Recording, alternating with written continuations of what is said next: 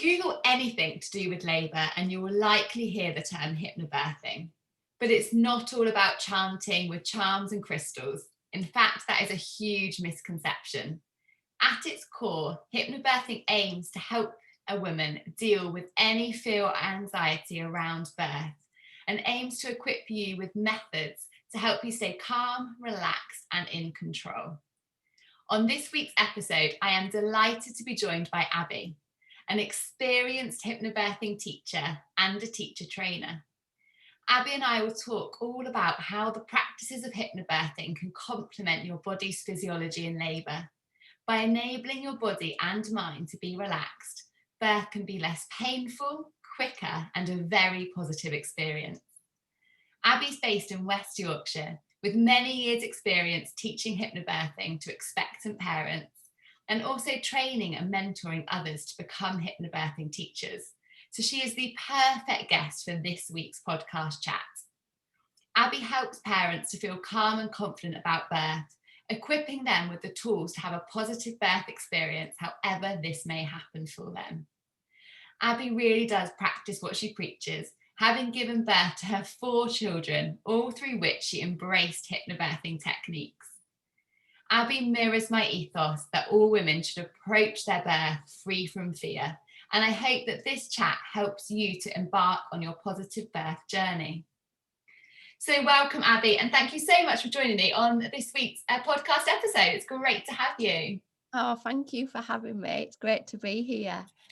So Abby, tell us a little bit about kind of what brought you to hypnobirthing and how you first discovered it, because I think it's something that we are hearing more and more about nowadays, but perhaps certainly when I started my midwifery training, it was kind of very few and far between. Yeah, absolutely. Yeah, well, I actually came to it as an expectant mum myself. 8 years ago, I was pregnant with my first baby and I was looking forward to having a baby, but I felt like, oh gosh, there's this horrendous thing that I've got to get through first. And it's still a bit of the magic from the pregnancy, definitely. And, I'd go as far as saying I was extremely anxious about giving birth, and the more people told me about birth, the more I got afraid, because everybody wants to tell you a scare story. I looked to programs like One Born Every Minute to educate myself, but that just scared me so much more. And then I was shopping and bumped into an old friend, and she'd just had a baby. And after a little bit, I dared ask her like how the birth was. And she says, oh, it was great. And no one says that. So I said, oh, really? And she was like, yeah, look into hypnobirthing. And I had never heard of it. It sounded a little bit odd, perhaps. But when I went home and Googled it, it sounded a lot more logical than I'd perhaps imagined. And that's how I stumbled across it. I booked me and my husband a one-to-one course, and it made such a difference to how I felt in pregnancy. And then, I'd go as far as saying like the birth was just the most incredible experience. And I couldn't wait to do it again. And actually, I did fall pregnant quite soon after that. And I had my second baby. And it was after that I went to train. Before that, I'd been a secondary school teacher. So it felt a real big deal stepping away from that career that I trained so long to do. But I was just so passionate and excited about talking about something that had made such a massive difference to me, and I'd say my whole family too. Amazing. I love that. And the fact that you're really coming from a place of having practiced it is really powerful, I think. Yeah. So, Abby, just tell us a little bit about what hypnobirthing is, if you don't mind, because I think for ladies who perhaps aren't familiar with the term, we do imagine sort of really old school hippie midwives, maybe free birthing, or all kind of out there principles of midwifery, but actually it's becoming a little bit more mainstream, but in a really positive way, isn't it? Absolutely. And, I totally agree. When I heard the word, I thought exactly that. I mean, when my husband heard the word, he imagined that we'd be doing some kind of like, going into some kind of mind control kind of thing. But, hypnobirthing actually, and so many clients say this to me, is really common sense. It's all about, working with your mind and your body.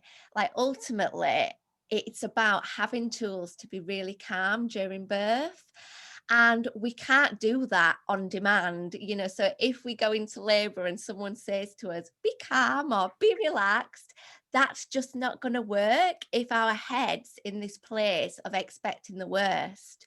So hypnobirthing very much is about mindset techniques as you're approaching the birth. Mindset techniques to let go of all the kind of rubbish we've collected about birth throughout the years that actually probably isn't that realistic, and definitely it's about letting go of the fear. So many people are, me included, very fearful of birth. All we see on the TV is, the emergencies, people screaming, all the stories we hear back that up too. And that just basically means that for lots of women, they're going into birth full of adrenaline, full of tension, and that massively impacts on the experience itself. So hypnobirthing really allows people to have this more realistic approach to birth, knowing as well that they have got so many tools and techniques that can help it be really calm and help it be as positive as possible. Okay, so ultimately that's what it is. It's loads of stuff as well, like knowing your options, working with your birth partner, and ultimately working with your body rather than against it. That's brilliant. And it's really interesting, isn't it, that you say how so many women now are full of fear as they approach birth. And actually, for some women, as soon as they've got a positive pregnancy test, almost their next immediate thought is, oh my goodness, I've got to go through this labor and birth experience. And actually reframing that into, I guess, recognizing how our bodies are made for this process. And the more we can understand that process and how our bodies and our babies are working in harmony through that physiological birthing process, how actually that can hopefully dispel some of that fear, and kind of, I guess, control that back to the mum, putting that control back in their hands, is really, really important. Absolutely. Like when I think back to when I was fearful of birth, I wasn't actually fearful of birth. I was fearful of what I expected birth to be. And then when I actually found out what birth could be like or what the process involves, I felt so much more calm about it. So, of course, it is about tools, it is about techniques, but it's about understanding as well. When you understand your body, you feel like, okay, I've got this. I understand where these sensations are coming from. I understand that this is normal. All is well, all is calm. So, I think the knowledge aspect is massive, so massive for so many people. I totally agree. And that's why I'm so pleased that you've come on this week, because I know with everything going on at the moment with COVID and things, lots of classes and lots of midwifery contact is very restricted and limited. And as a result, maybe women aren't getting the amount of information that they would hope to or may have otherwise. So it's really important that we provide resources that women can access. And like you said, when you look for birth stories or for information, so often people just love to tell you like a horror birth story. And no one likes to share you like a really positive one. So like when you said you met your friend and she was like, birth was great. We so need more of that, don't we? Because birth really can be great, regardless of the mode and the twists and turns that might crop up. Absolutely. And, I can totally see it from the perspective of it's very easy to share a bad story. Whereas when you've got a positive story, sometimes you almost feel like, oh, I can't say that. I can't say that at a baby group because I'll look really smug.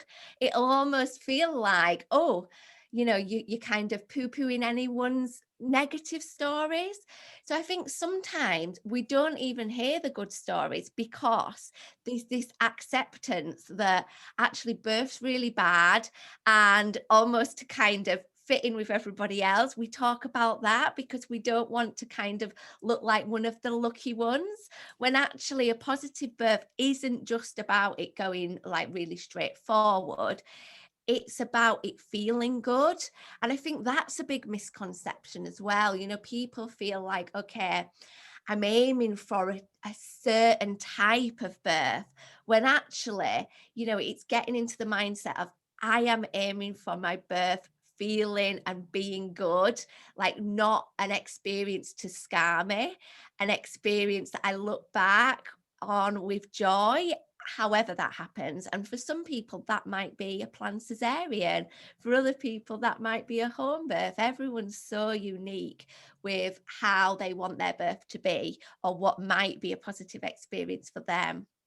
Yeah, absolutely. That's really, really important, Abby. I completely agree. And we spoke a little bit and we just touched on the idea of adrenaline and that kind of tension. And one of the things I try to discuss in my antenatal classes is how we need to try to move away from that kind of tension, fear, pain cycle that we might associate with a pathological type of pain. So if you broke your arm or your leg and you were actually sick, and there's that fear, tension, pain that promotes all that adrenaline, and actually trying to refocus that into recognizing that yes, labor can be painful and it can be uncomfortable, but it's a very physiological pain. It's not because there's a problem, and trying to relax into that and almost accept that and go with it is, I guess, where your hypnobirthing techniques really come into their own.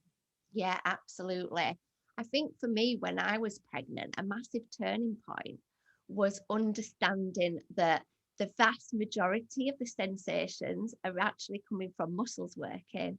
Like, if you consider any other muscle in your body, yeah, like when it works, it can be hard work. It can literally take all your focus. It can be tiring, but we don't often associate other muscles working in our body as extremely painful. But when we talk about labor, the whole emphasis often is about pain. And, you know, there are lots of reasons why people will experience labor to be painful. But there's lots of other reasons why some people might totally find it very manageable. I often say that, you know, in life, I'm a big wuss. You know, I'd have an epidural for a bikini wax. You know, I totally get all freaked out if I've got to go for an injection. But labor, I wouldn't probably describe as painful. But my goodness, it was powerful. And it really, really, you know, took my breath away at times. Okay. But it was like an endurance. It was intense. And I really think that comes with the understanding of what's going on in your body, and knowing that if your body is relaxed, those muscles that are working are going to be able to work much easier and much more effective without that tension. You know, and if we think of any other muscle working in our body, the same would apply, wouldn't it? You know, I think about yoga, for example. I mean, don't get me wrong, I'm not a big yogi or anything like that. Totally not. Exercise, not my jam. But the breathing and things like that are so important in practices like that, because the more relaxed you are, the more effective your body is going to work. And that's ultimately, you know, what hypnobirthing is about. And you mentioned the adrenaline, like, you know, we're ultimately a mammal, aren't we? And if you think of how any other mammal births, if they felt under threat, their bodies would slow down or stall even. And that's the power of adrenaline. And that's the same for humans too. I mean, I'm sure we've all probably heard a birth story where someone's labouring away. They arrive at their place of birth and things massively slow down. And perhaps that's because there's been this spike of adrenaline. Suddenly they feel a bit afraid, a bit observed even. And that again is why tools to get you back into that relaxed place, get all the good hormones flowing and let go of the tension is so beneficial to birth. Definitely, that's so true, Abby. I work on a delivery suite, so I'm very used to welcoming women into the unit in labour. And this happens, I would say, daily, if not multiple times a day, where we welcome a woman in labour, and she says to me, I promise I was contracting constantly at home, like every couple of minutes. But since I've arrived in the car park, I've not had one. And it's literally that, isn't it? That change of scenery. You've gone from your nice, relaxed, comfortable, calm home environment to a stressful car journey to get to the hospital. And then you've had to get parked. And then you've had to go into a strange environment. And hospitals, with the best will in the world, smelled sterile and they smelled strange and different. So being able to then get your body back into that kind of nice, calm and relax and really oxytocin promoting environment rather than that fight or flight adrenaline is invaluable, really. Absolutely, definitely. And yeah, it's having those tools to, make that environment your own. So many of us have negative associations with hospitals, don't we? Like past memories, perhaps, that, stimulate a bit of adrenaline. So maybe it's having a scent that you take in that you've been relaxing to at home, and you've got that in a tissue. And that scent just brings back all those feelings of familiarity. I mean, obviously, all this kind of stuff, it comes with practice. And that's why a hypnobirthing course is more than a course. It's something to adopt as part of your pregnancy so that you're building these tools up to be really strong and really productive. Yeah, that's really important to mention, actually, Abby. So if a lady is considering hypnobirthing or wanting to enroll in a course, what kind of gestation do you recommend kind of starting at? Because you need to have time to practice all of these techniques and tools, don't you? Absolutely. And it's something that I get asked a lot. Ultimately, you could do it at any point in pregnancy, but it would be far more beneficial if you kind of went with the 20 to 30 week window. The reason for that is that you are going to have lots of time to practice the tools and techniques. Saying that, I have taught people at 38 weeks of pregnancy. So it's rarely too late, but it makes so much sense to have had weeks to really get to grips with these tools and techniques and to condition yourself to be able to relax.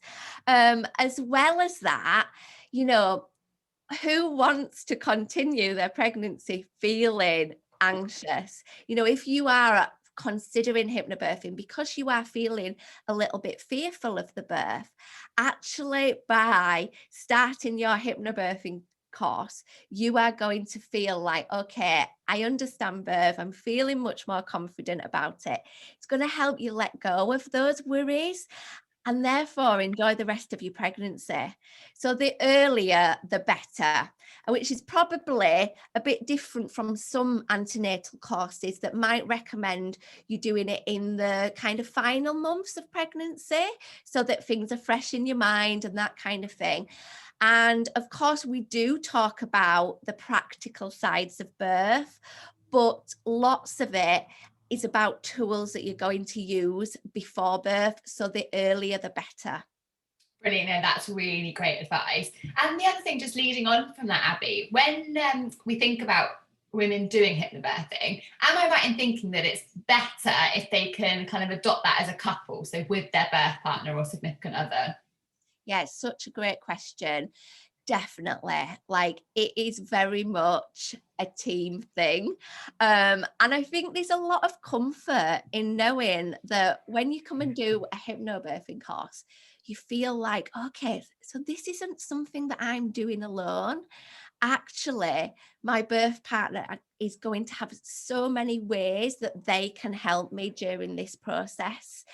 But as well as that, fear is contagious. If we are super duper calm during birth, but actually our birth partner is flapping about and is releasing so much adrenaline, that is not going to be great for the birthing person at all.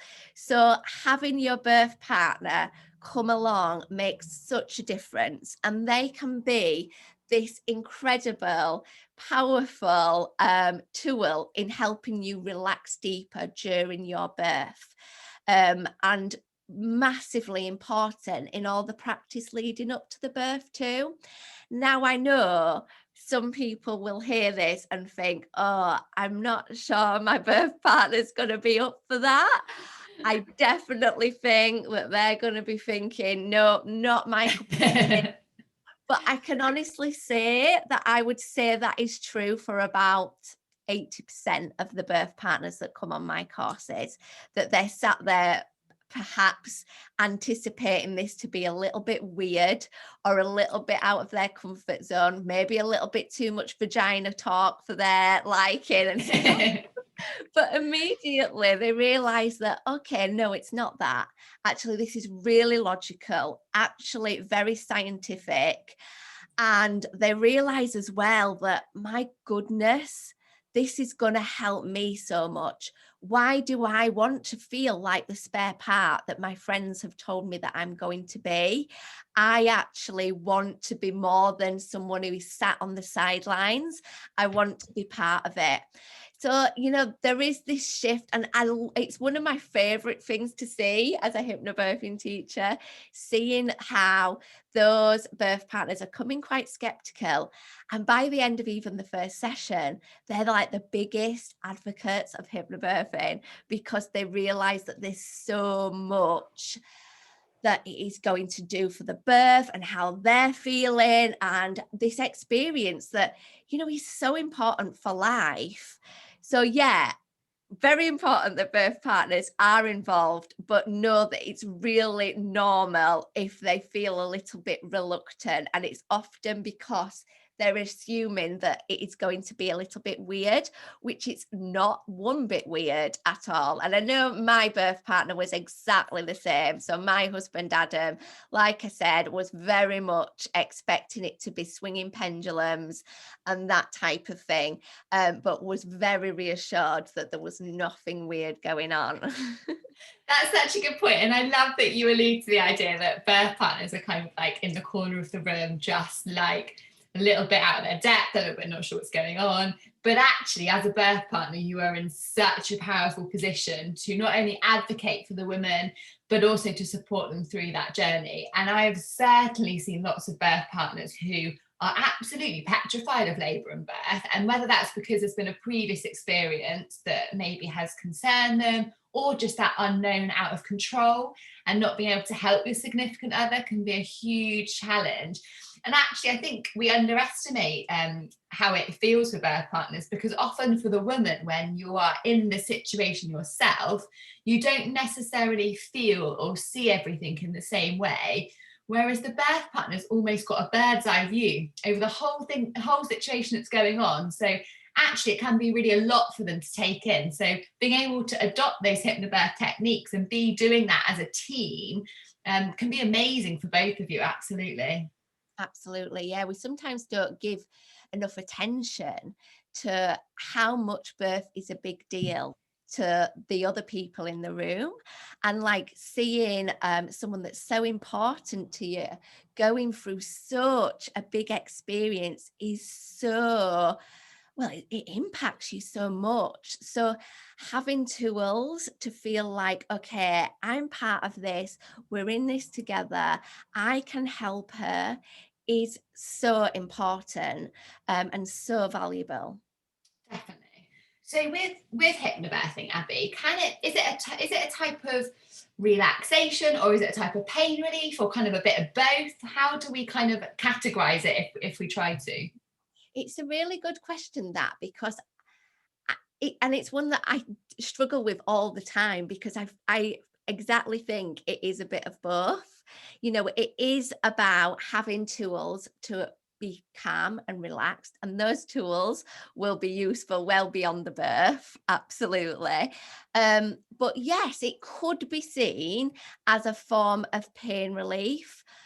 However, I really struggle with that question sometimes, because that kind of backs up this assumption that that birth, sorry, is like this painful experience, and for some people it's not. For some people, actually, they describe their births as like ecstatic almost. I mean, I'm obviously talking about a minority here, but there are women who would describe their birth in other words other than painful. But absolutely, hypnobirthing can help with the strong sensations. I mean, on a hypnobirthing course, I talk a lot about how it might be really useful to avoid that word pain for the rest of your pregnancy, because this expectation and this kind of reaffirming that birth is so painful brews the fear.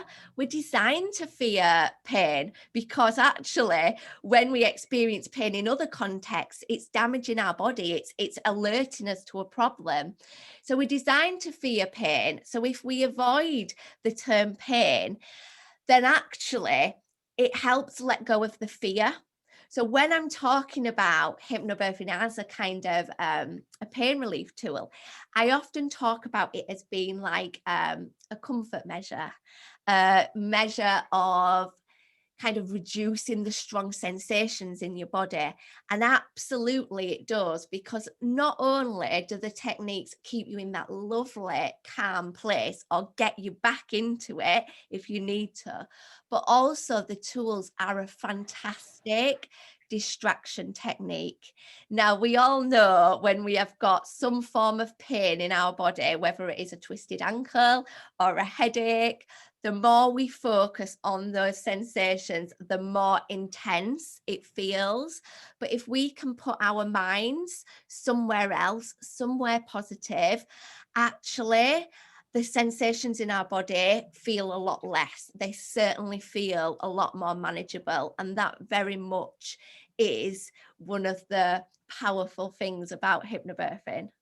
Yeah, I love that. And like you say, taking that focus away and that distraction, because actually for some ladies, labour can be quite a long experience. Yeah. And the key to coping and managing with that is distraction. So in whatever way that might be for you, hypnobirthing can absolutely slot into that kind of distraction measure. And I also love the fact that you kind of say that it's a mixture of both a comfort measure or a pain relief option and also a relaxation, because what we want to make sure women who maybe undertake a hypnobirthing course, you should never feel like you have been unsuccessful or failed at hypnobirthing. So, for example, if you do find that you need some other form of analgesia, so whether that's gas and air or pethidine or an epidural, you can still adopt all of your relaxation hypnobirth techniques, and that is not in any way having failed in your mission of hypnobirth. It's all these things to help you, all these tools are there to help you get through. Yeah, I think that is so important. And as much as hypnobirthing is very well known now, there still is this strong stereotype that it's a certain type of birth, that it's something you either get or you don't get, and that's certainly for me not the way that I teach hypnobirthing. It's a bank of tools. It's a bank of tools that you can use in a birth pool, in theatre if you're having a cesarean birth. It's a bank of tools, and it is up to you how you use them and what in addition you might choose to use too. There is never any failing at birth. You can only ever get it right. And I think that's so important that people know, because we often give ourselves a really hard time about all sorts of things when we become parents. And absolutely, you should feel so proud of the fact that you've produced a baby and brought your baby into the world, however that has happened. And it's one of the reasons I am so passionate about hypnobirthing, because I know myself, being a mum, becoming a mum is a big deal. And the easier that transition is from your experience of birth, the easier the rest of it is. So that pride in how you birthed your baby should be there regardless of your choices or how it ended up. And knowing that you have got these tools that transfer to any eventuality is so important. And I guess this comes back as well to what we were talking about earlier, your birth partner.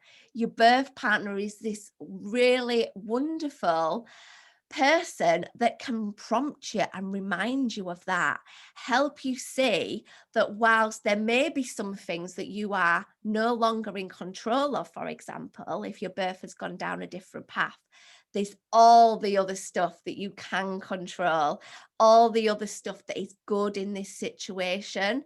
And I really feel that that is so important for a positive birth, seeing the good, even when things might not have gone exactly how you hoped, your plan A, perhaps. Yeah, absolutely. That's so true, isn't it? And recognizing that even when things feel like perhaps they're not in control and that they're not plan A or your kind of ideal scenario, actually no one is going to do anything to you, your body, or your baby without your consent to do so. So that control is always going to rely with you. You may not wish to have to make the decisions that you're having to make because things have had some little twists and turns or gone down a different pathway, but the control is always going to reside with you, and it's your body, so your choices will always be respected. And it's about making those informed choices, isn't it? And the only way of being able to really do that is by having all that proper information about what's going on in your body, and how we can try and support our normal physiology.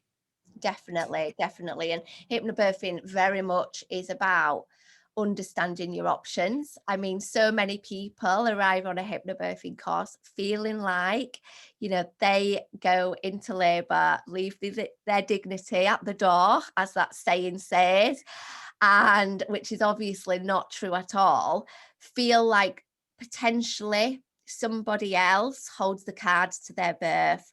And it's really fantastic to see how people realize, okay, I've got lots of choices. If this thing is offered, I can ask this question. I can see if it's right for me and make a decision that is right for my family, rather than perhaps what is just what everyone does, which I think is so important when we're feeling like, okay, there's things I can control. Definitely. I just wonder, Abby, do you use the BRAIN acronym tool in your... Yeah, I use it in my antenatal class. I love it. So for people that aren't familiar with it, it's a really great decision-making tool, really for all aspects of life, but specifically in labour, it can be really helpful. And it's easy to remember because the acronym's BRAIN, and it just stands for benefits, risks, alternatives, your intuition, and nothing. And it just helps you if you're faced with a decision and you're not quite sure about what pathway is right for you. They're immediate questions that you can ask the healthcare provider in front of you, just to talk through your options and explore what is the right choice for you. And it makes sure that you've got all of the information and evidence to make that proper informed choice. Yeah, absolutely. It's such a powerful tool. I love it. For birth partners as well, because actually when you are labouring, you might not be in a position to feel like you are in a position to kind of think, okay, what was that tool? What was that tool that we learned? Okay, I'll ask all these questions, but your birth partner can be that person that asks the questions. So you get this balanced information. And it's not about, okay, these are the questions that you ask. And that means that you ask the questions and then you decline the intervention. Of course, it's not about that. It's about feeling like you have enough information to make that decision. And that might be that once you've got that information, it almost backs up the reasons why this is the right path. And then you feel so much different about the experience because you knew you were part of that decision-making process, that actually that decision was made from a really great position of power almost. Yeah, definitely. I totally agree. I love it when women ask questions because we're all guilty as healthcare professionals, and I've absolutely hands up done it myself, where you talk in our usual jargon, completely forgetting that to sort of a layperson that is complete another language. So they've got absolutely no idea what you're on about. And it's really important we take that pause and that step back and break it down and make sure that everybody in that room understands what's happening and what the recommendations and the alternatives and options are. It's so important. And I wonder, Abby, when it comes to women adopting hypnobirthing techniques, can that only be done at home birth? Can it only be done in the birth centre? Or is it something that we can adopt regardless of the kind of location of birth and labour? Yeah, definitely can be used anywhere. I do feel that once people know more about the physiology of birth, they probably think a little bit more about their place of birth. So perhaps for many people who start a hypnobirthing course, they may have kind of just assumed, oh, I'll just go to this hospital because all my friends have gone there. And then they see that, oh, actually, I've got other choices that I'd not really thought about. And they kind of understand a little bit more about the birth hormones and what kind of environments that they might work really well in. And it might make them consider other options. Okay. But actually, it might be that they totally feel like, okay, I am going to feel the safest and most at ease in my local hospital. And the best place for anybody to birth is the place that they feel the most safest and at ease. And for everybody's very unique in that. And if they are deciding to birth away from their home, all the techniques are going to be really, really important. You know, having tools to relax is probably more important when you're having to make a journey, when you're having to arrive somewhere that you might not be familiar with. So on a hypnobirthing course, you will find out like how your birth environment does impact on the process of birth. However, you can adapt your birth environment wherever you may be. So it might be simple things like packing little battery operated tea lights, or simply your birth partner turning down the lights. It might be bringing little things from home, like I touched on scent earlier on. It might have familiar items from home that just make you feel, okay, I'm so at ease. This feels familiar. This feels calm. And yeah, that kind of prep is probably even more important when you are birthing elsewhere. However, if you are wanting to birth at home, having tools to be able to feel as comfortable as possible at home is really important, because one of the reasons for transfer at home birth is often people seeking extra kind of comfort measures, and that might mean a transfer to hospital, for example. So the more tools you've got at home, the absolute better. Yeah, definitely. And I think there was the birth case study that I want to say was 2012, but it something around then, that showed that for women with uncomplicated pregnancies in their first pregnancy, being in a birth centre setting was actually the safest place to give birth in terms of having good outcomes for mum and baby and a lower risk of intervention. And then for subsequent pregnancies, it didn't matter. So home birth centre was equally as safer option. But like you say, it's having the ability to maneuver those tools wherever your birth journey might take you. And one of, I think, working on a delivery suite, some of the misconceptions that we get is that if you come to delivery suites, there's going to be bright lights, you're going to be tied to the bed and you're not going to be allowed to move, you're going to have wires everywhere, your legs are going to be in stirrups and you're going to have to push like you see in the films. And it's absolutely not the case. So all lights have light switches. They can all be turned off or dimmed. And there's all sorts of fancy lighting that can provide you with a nice kind of gentle lighting. The other thing I always recommend to mums is that they pack an eye mask in their hospital bag and some little like lavender fragrance spray or something like that that you can pop on it, so that if you're transferring sometimes down corridors where we can't sort of turn all the lights off, you can just put your eye mask on. It's a nice kind of gentle transition. And then actually, even in a theatre setting now, we're doing more and more of what we call a gentle cesarean section, which is where the surgical lights are on, so the doctors can see what they're doing, but the main theatre lights can be dimmed so that you get that nice kind of tranquil environment. And music, again, like if you've got your hypnobirthing tracks or just some gentle music that you find soothing, that can transfer with you from home to a birth centre to a delivery suite and even into a theatre setting. So these things that you can completely control to help facilitate the birth environment that you want is really, really important for women. And that's where birth partners can kind of take over that role, can't they? So mum doesn't even have to worry about that. It's all taken care of because their birth partner has participated in these courses and understands how important it is. Yeah, absolutely, definitely. And I think that's such a comfort for people to hear that, okay, this is not going to go out of the window, as the saying goes. Like, literally, I have the ability, my birth partner is going to be there to, I often call birth partners like the keeper of the cave. So the person who is facilitating this lovely space that's really birth friendly, this oxytocin bubble, and they are going to be there regardless to ensure that it is as positive and as calming as possible. And when do you need that most? Well, if things do go down a different path. You know, meeting your baby is such a big, incredible event. And if you can do that feeling as calm as possible, it really helps that adjustment and really helps how you feel about it beyond the birth. Yeah, absolutely. And so I suppose when we look at successful hypnobirthing or kind of being able to facilitate that in birth, are there any kind of main obstacles, Abby, that you notice that crop up or that women need to sort of overcome if things aren't as straightforward as we might wish? It's such a good question. I think the first one can be this preconception that, you know, this is happening now. Oh, what a shame you can't use your tools.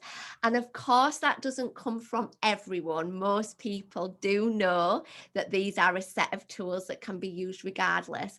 But definitely, there is still this bit of a stereotype that it's for a different, that it's for a specific kind of birth. So I have had clients that have had that experience where, they've had an induction, for example, and the person looking after them has kind of said, oh, what a shame that you're not going to be able to have your hypnobirth. And obviously they've kind of corrected that person. Yeah. But yeah, that kind of preconception that might be from health professionals, it might even be from your family and friends, of kind of saying, oh, well, you won't be able to do this now, and kind of feeling like they have to like prove them right, which is Mm. totally not the case. So that can be a bit of a challenge, I suppose. Another challenge can be, and I say this with absolute love, and it might be a little bit controversial to say this, but that some people feel pressured to have people at their birth that may not be the right person. So people certainly these days feel like their partner, their life partner, the father of their child, for example, must be their birth partner.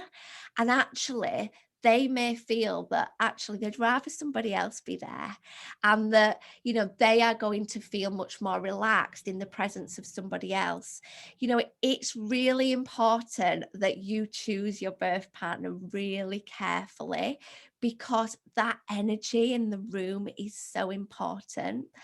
And if that person is not going to be supportive in terms of the way that you are preparing for birth, what potentially does that say about the birth? Being a birth partner is not about the glory of seeing the baby come into the world. It's a birth partner. It's there to support you.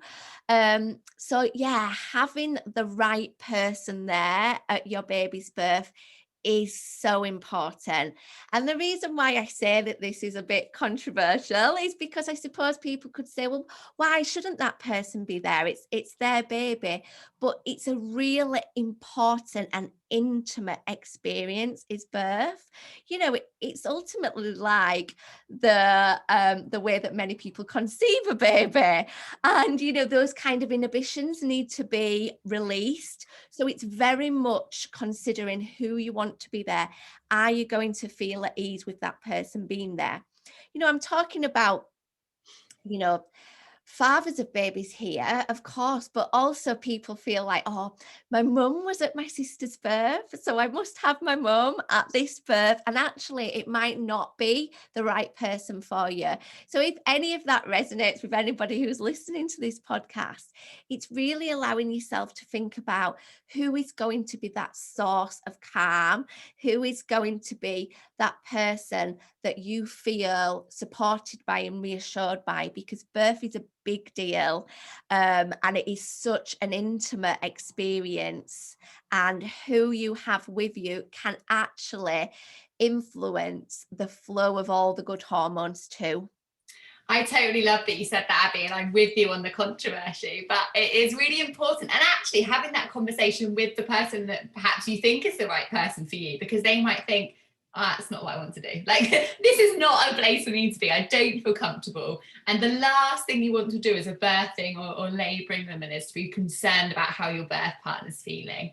It really does need to be that proper teamwork, that support to get you through that kind of those moments. And yeah, so I totally agree. And that actually sometimes it's better to have those honest conversations, especially at the moment, actually in the current climate, because whereas perhaps before you may have been allowed a couple of birth partners, you kind of could have done that nod to having your mum or your partner there, and then had that person that you knew was going to really kind of take the lead and advocate for you.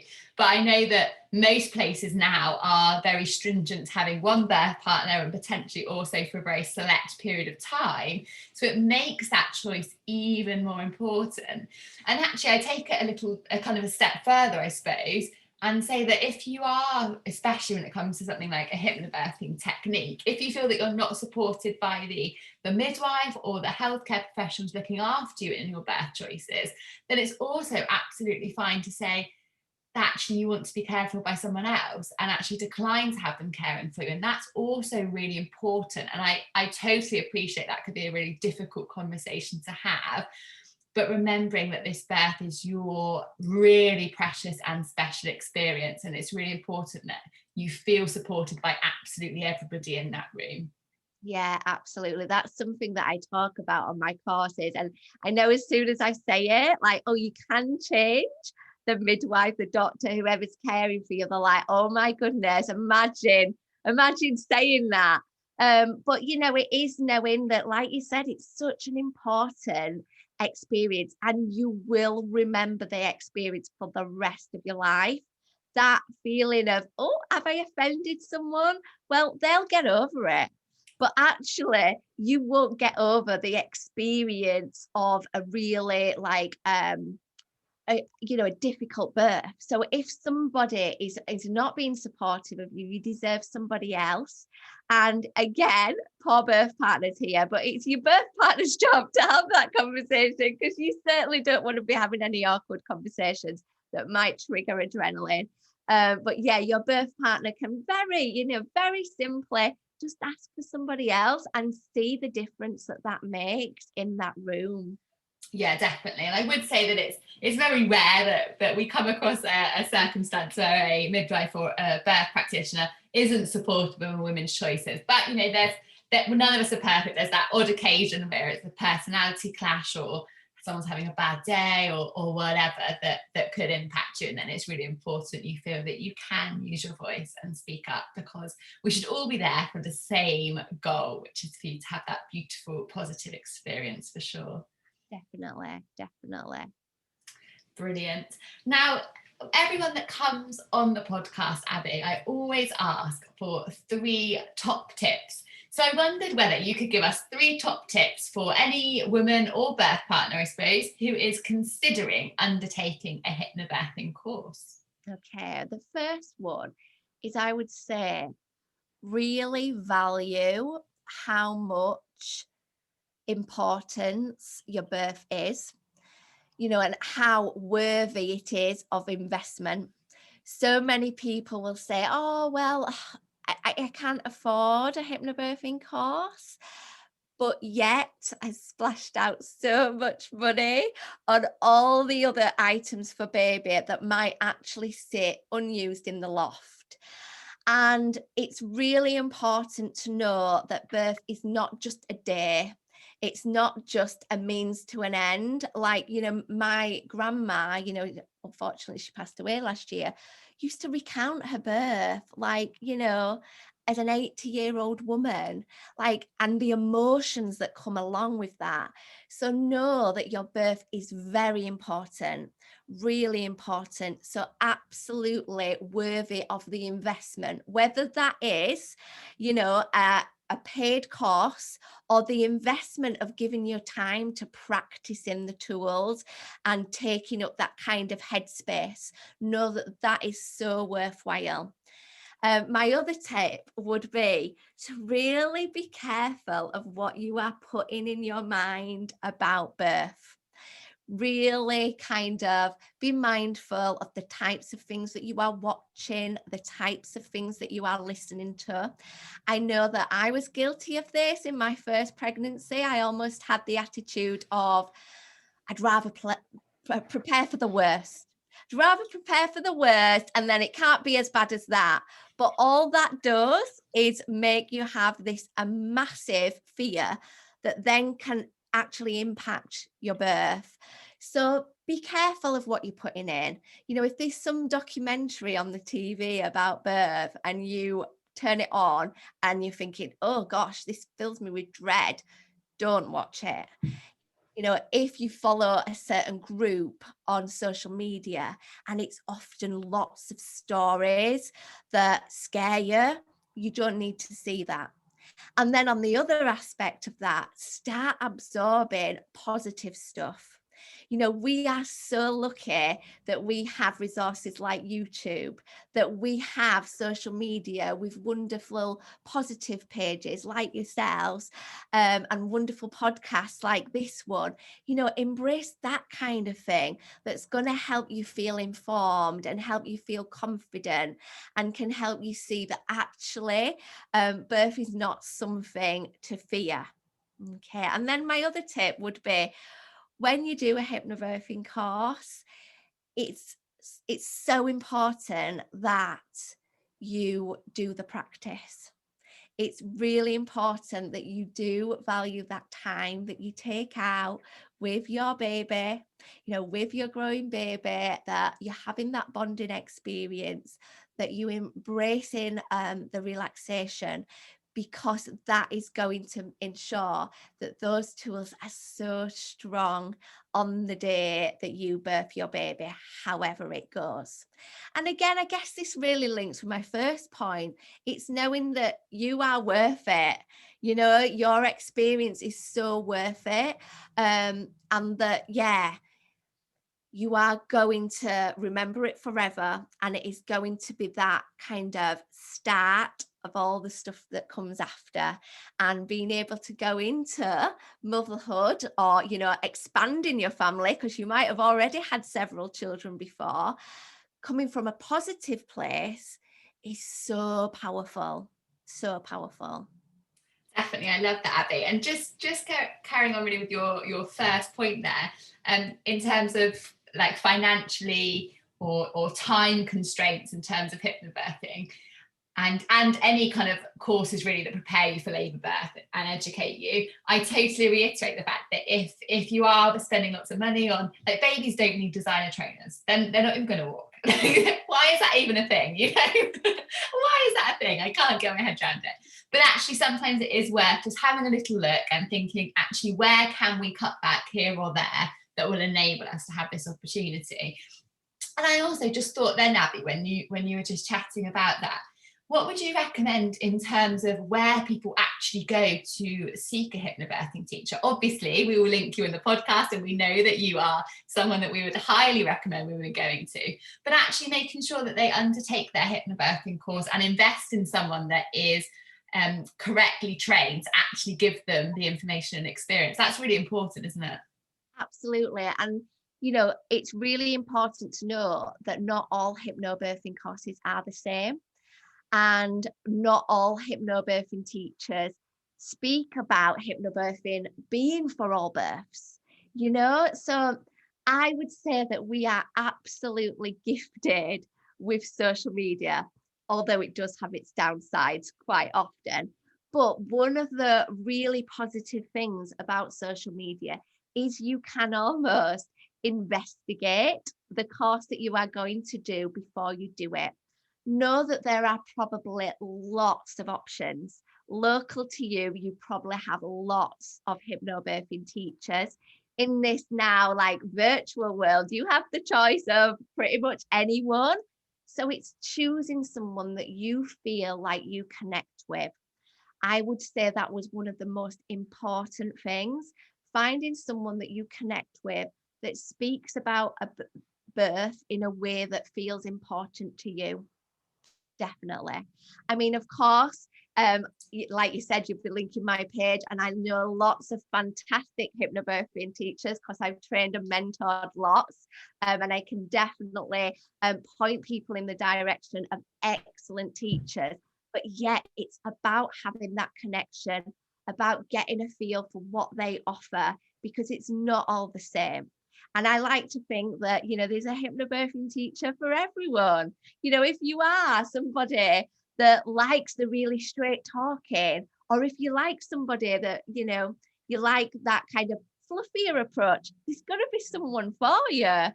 And that's just amazing. And the way that hypnobirthing has grown really does allow people to find the right person for them, which is so important. Yeah, definitely. That's such a great point, Abby. Thank you for clarifying that. And at the moment, Abby, with COVID and the physical restrictions we've got, are you doing like online or virtual hypnobirthing classes? Yeah, so we're Amazing. doing the group virtual and one-to-one virtual as well, which I've got to admit, when all this happened, I definitely was scared of the tech, but it's incredible how actually a group hypnobirthing course, you still get that same connection. You still get that connection with the other people who are on the course, that ability to come away with friends as well that are expecting babies at a similar time to you, which is one of the added bonuses of doing a course, and so very important. Well, always, but particularly now in these more restricted times. Yeah, definitely. That's brilliant, Abby. And I will obviously make sure that Abby's Instagram page is linked in the podcast description. So if you fancy signing up for one of Abby's virtual classes at the moment, or want to speak to her about someone who you think would fit your kind of hypnobirthing ideal personality, then I've no doubt that she'll be able to point you in the direction as well. And thank you so much for taking the time out, Abby, because I know you're very, very busy mum and businesswoman, I suppose, entrepreneur, for taking the time out to join us on the podcast this week, because I know this will be really helpful and empowering to lots of mums to be. Oh, thank you for having me. It's been so lovely to speak to you. And so lovely to, talk about something that's so, so important. Definitely. Thank you, Abby. Take